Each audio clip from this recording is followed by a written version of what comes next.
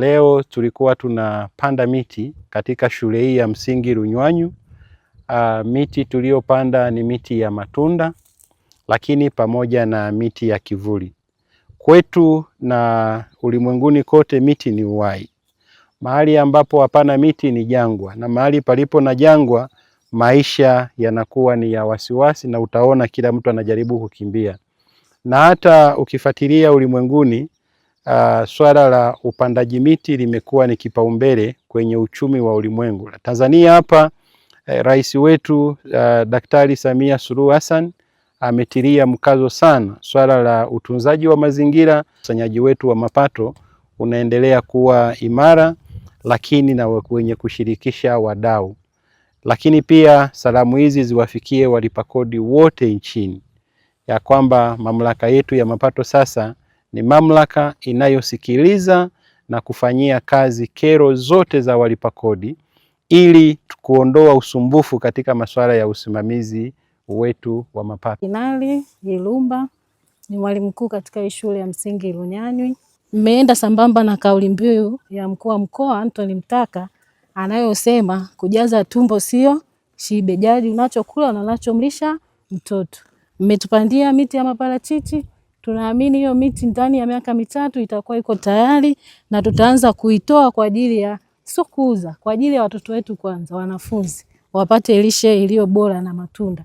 Pia tunashukuru kwa hii miti ya kimvuli mliotupandia, maana tumesaidia pia hata kutunza mazingira. Miti ya kimvuli ina kazi nyingi. Tunapata kimvuli, watoto wanapopumzika wanatakiwa wapumzike sehemu ambayo pana hewa safi.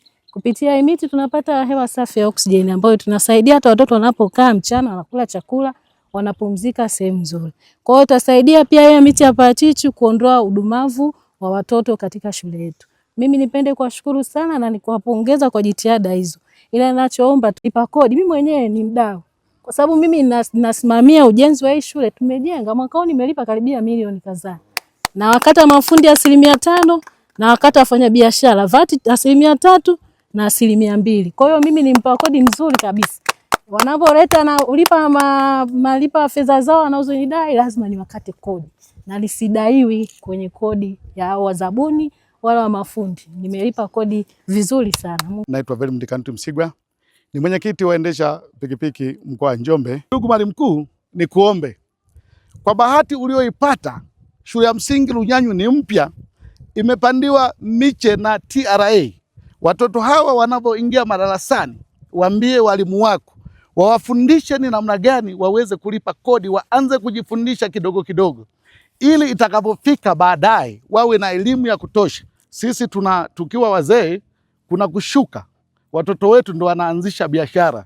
Wasipopata elimu baadaye wanaanza kushangaa. Kwa hiyo lazima uambie. Kwa majina mimi naitwa Daudi Kumburu, namwakilisha katibu tawala mkoa wa Njombe. Nianze kwa kukupongeza meneja wa TRA na kukushukuru pia kuadhimisha swala hili hapa kwenye hii shule ya msingi Runywanyu. Na kama walivyotangulia kusema wenzangu kwamba umeenda kwenye malengo yale ya mkoa ya kupunguza udumavu kwa kupanda miti ya matunda. Hawa watoto sio wa TRA wala sio wa serikali. Hawa watoto ni wa kwetu sisi, ni watoto wa wanajamii ya Njombe. Kwa hiyo tunapofanya hivi kitu kwa kushirikiana na TRA na serikali kwa umoja wake, ni kwamba tunajenga kesho iliyo bora kwa watoto wetu.